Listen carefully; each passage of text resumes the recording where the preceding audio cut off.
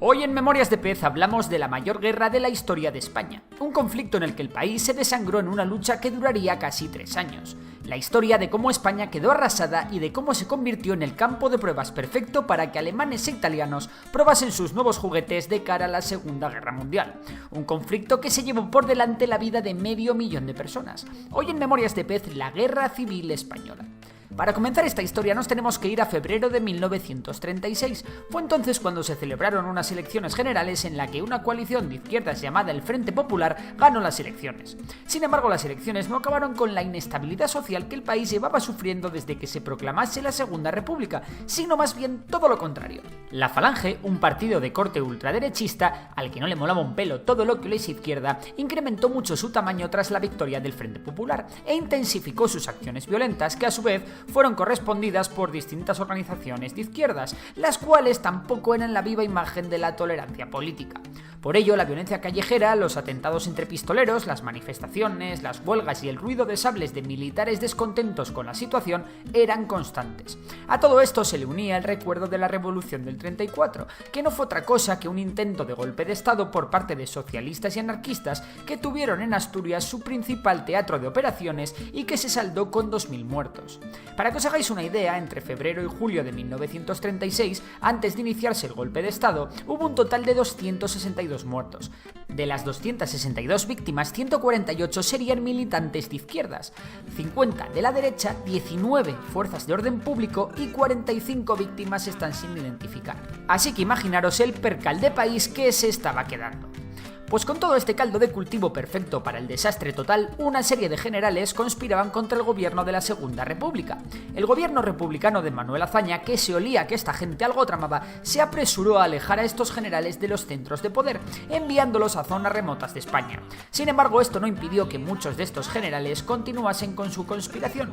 Y es que los militares estaban muy acostumbrados a tomar parte en la vida política de Españita, y eso de tener el poder como que les gustaba mucho.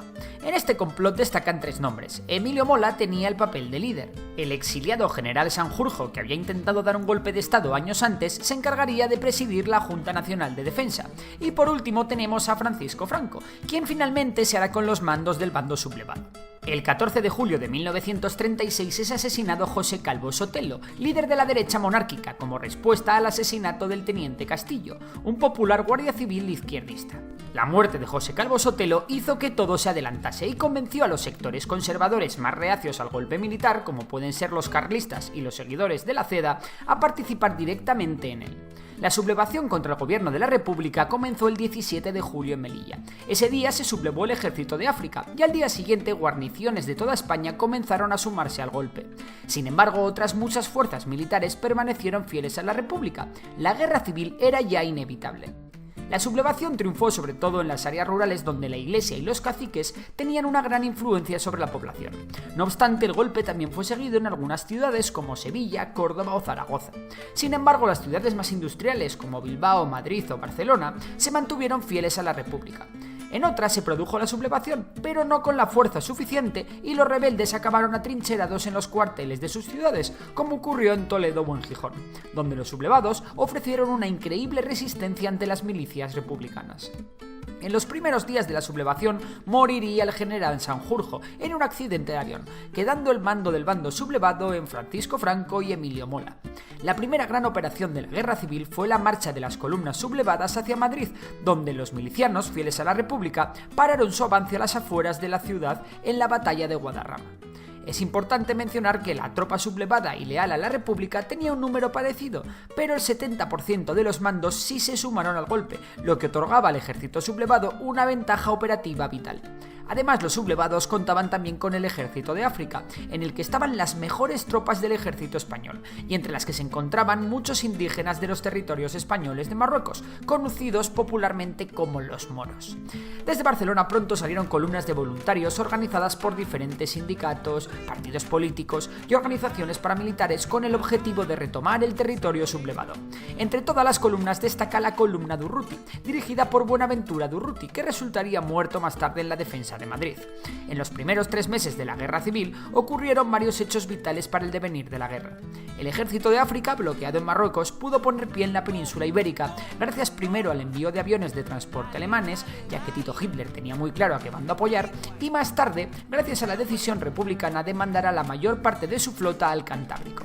En agosto de 1936, una columna formada por integrantes del Ejército de África, conocida por su violencia y represión como la Columna de la Muerte, avanzó desde Andalucía hacia Madrid, ocupando gran parte de Extremadura y las ciudades de Mérida y Badajoz. En esta última se produjo una gran matanza de al menos 3.000 prisioneros. Las matanzas en la retaguardia de ambos bandos eran constantes y se llevaron la vida de 50.000 personas. La más importante en el bando republicano fue la matanza de Paracuellos. Una dimensión aún mayor alcanzaría la represión en la posguerra. La caída de Badajoz no era la única mala noticia para la República. Los sublevados habían tomado Irún, lo que aisló al norte del resto del territorio republicano y de la frontera francesa. La mala gestión de los primeros meses de la guerra llevó al gobierno republicano a hacer un cambio de cromos. José Giral, presidente de la República, dimitió siendo sustituido por el ya mítico Manuel Azaña, que encargó a Francisco Largo Caballero la formación de un gobierno de coalición. En septiembre de 1936, Franco, recién nombrado generalísimo gracias a la fama que le dio conseguir en gran parte la ayuda alemana e italiana, envió sus columnas que marchaban hacia Madrid a levantar con éxito el sitio del Alcázar de Toledo, consiguiendo un gran golpe de moral para el bando sublevado.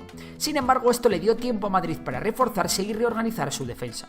El 8 de noviembre de 1936, los sublevados atacan Madrid y, a pesar de que cruzaron el río Manzanares, fueron rechazados en la ciudad universitaria, tras una encarnizada lucha en la que intervinieron las recién creadas brigadas internacionales, constituidas por voluntarios antifascistas de todo el mundo.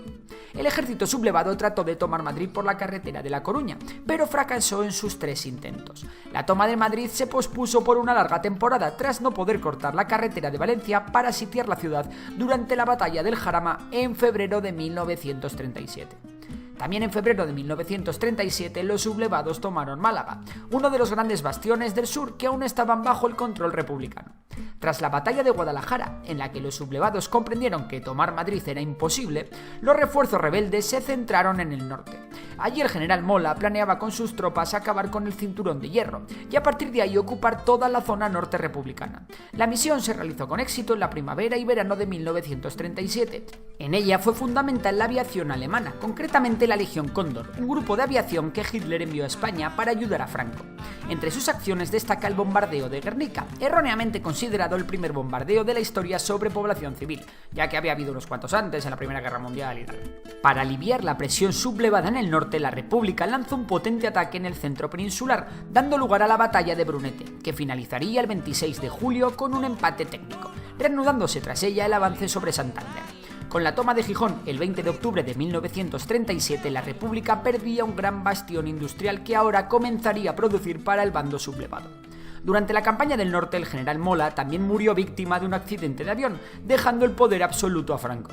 Sí, otro accidente de avión como el de Sanjurjo. Algo raro, ¿no?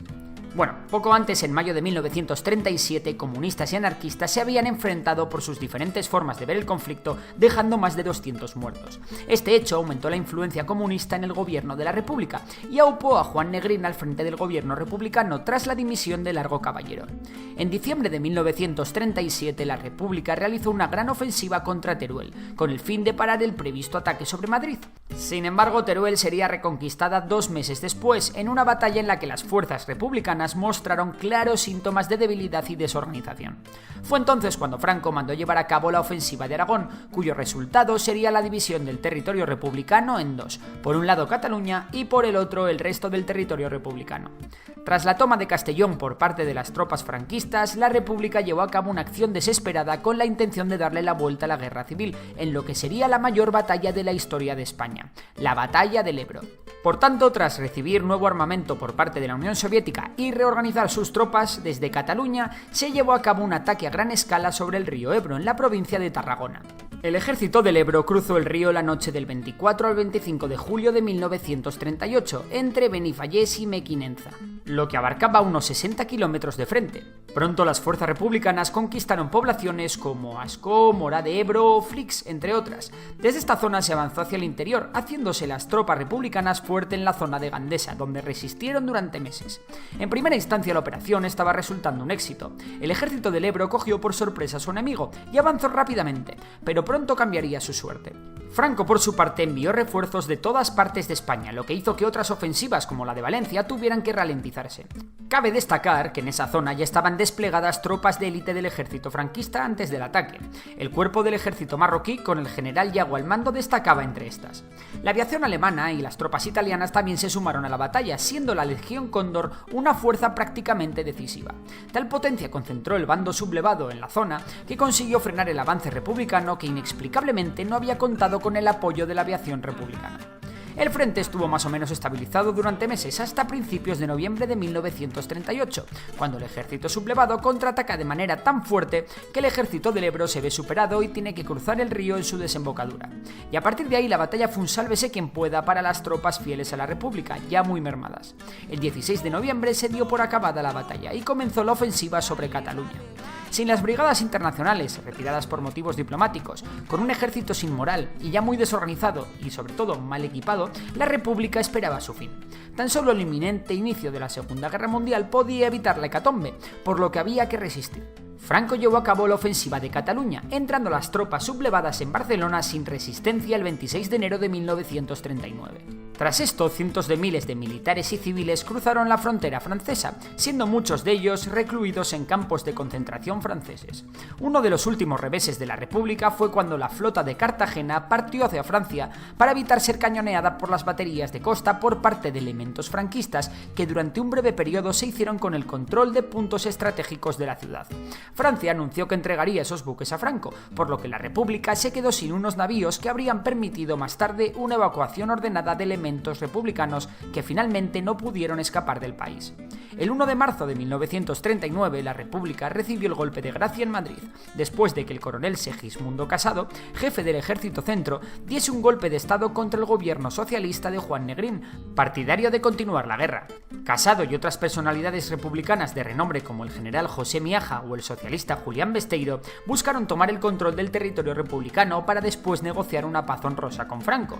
El golpe de estado, en el que colaboraron espías franquistas e integrantes de la Quinta Columna, triunfó en todo el territorio republicano. Tan solo en Madrid hubo combates durante unos pocos días en lo que fue una pequeña guerra civil dentro de la guerra civil, pero finalmente las tropas comunistas entendieron su derrota. El problema, para los casadistas, fue que cuando tomaron el control, Franco solo aceptó una rendición incondicional. Vaya, ¿quién se lo iba a esperar? El 28 de marzo, casi sin resistencia y con una república ya derrumbada, las tropas sublevadas entraban victoriosas en Madrid, ocupando durante esos días la mayor parte del territorio republicano. El 1 de abril de 1939, tras la toma de Alicante, último bastión republicano, la radio hacía un anuncio: el último parte de guerra de la Guerra Civil Española. En el día de hoy, cautivo y desarmado el Ejército Rojo, han alcanzado las tropas nacionales sus últimos objetivos militares. La guerra ha terminado. Burgos, 1 de abril de 1939, año de la victoria. Unos meses más tarde comenzaba la Segunda Guerra Mundial, pero esa historia ya os la sabéis por otro vídeo. Así que nada, si os ha gustado el vídeo, ya sabéis que podéis suscribiros a Memorias de Pez, y si os gusta la economía, a Memorias de Tiburón. Por lo demás, un saludo y hasta la próxima.